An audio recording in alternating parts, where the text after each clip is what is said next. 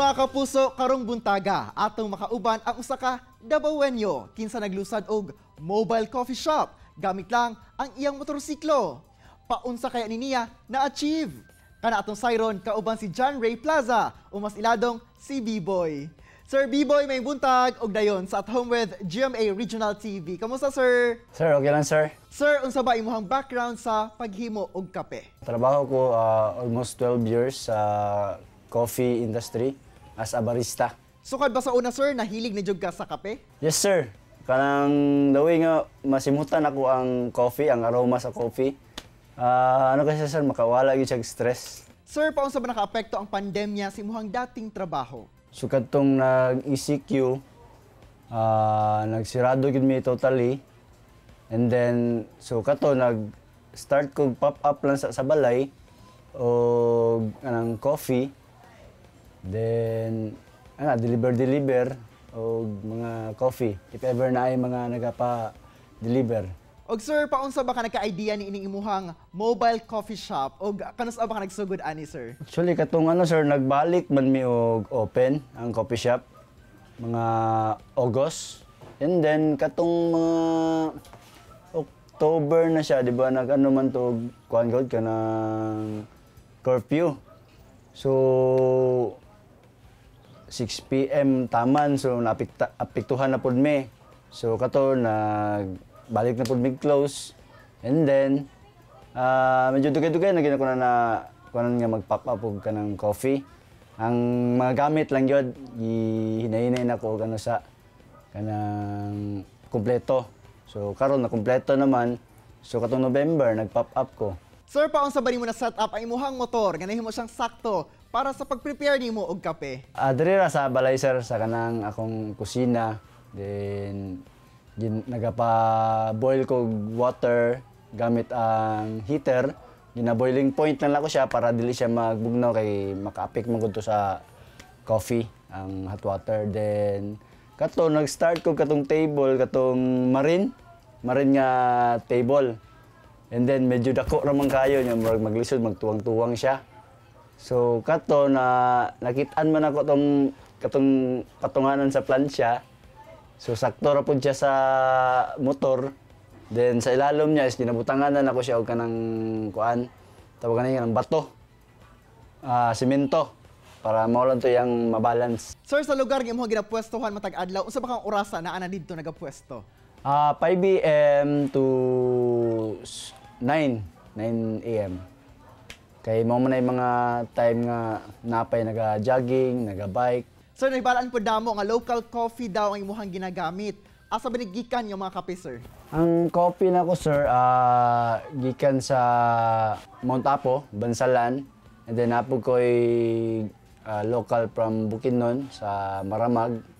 And then apo ko'y coffee from Maragusan, Mindanao coffee. Sir B-Boy, kamusta po ang kita sa iyong aning negosyo og paunsa sabdi nakatabang sa iyong pamilya karong panahon sa pandemya? Sa ako, sir, kanang dako kay tabang yun sa adlaw-adlaw nako kay maka ano po ko coffee mo income po ko mga 20 to 30 cups.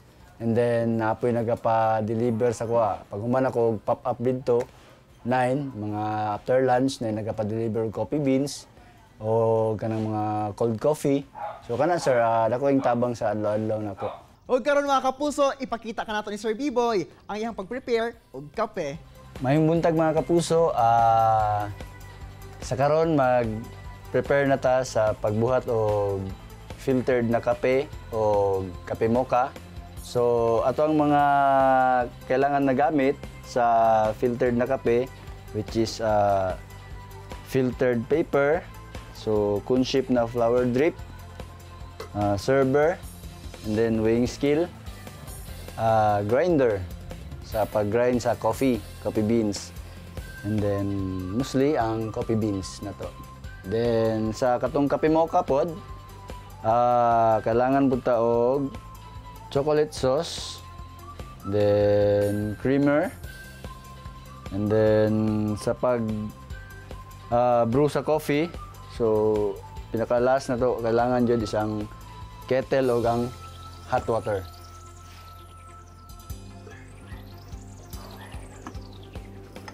timbang tag 18 grams na coffee beans. Kato, nabutang na nako ang coffee beans sa grinder, sa manual grinder. So, i-grind ako siya. And then, butang na to ang server og kun na drip. So, i-tear na ko siya. And then, basaw na to ang paper filter. So, kailangan basagi siya tanan.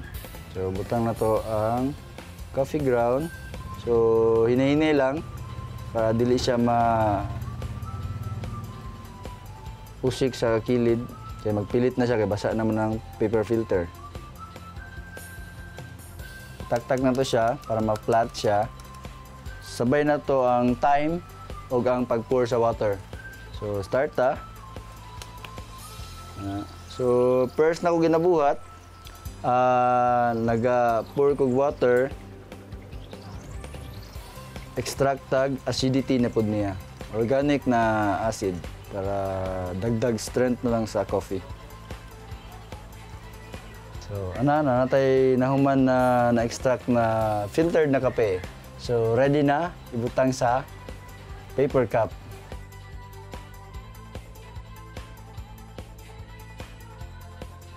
So, karon magbuhat na buntag kape mocha or ice kape mocha. So, first, magbutang tag 2 scoop sa creamer.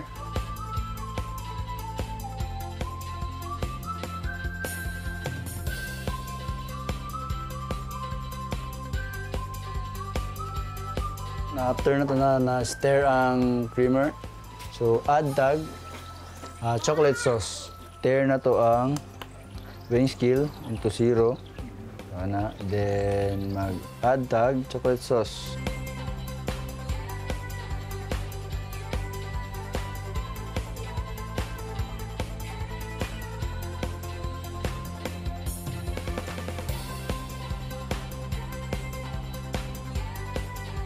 Mag-add tag itong ready na naka cold brew na coffee na ko.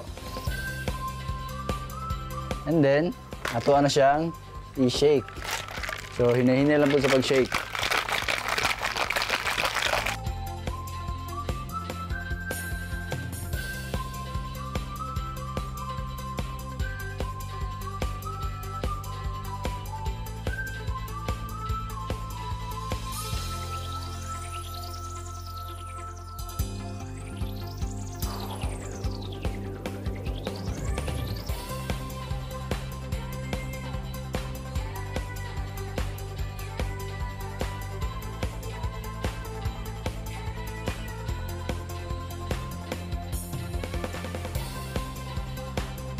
Mauna ni mga kapuso, ang ice kape mocha o sakto karong panahona, ang hot filtered na kape.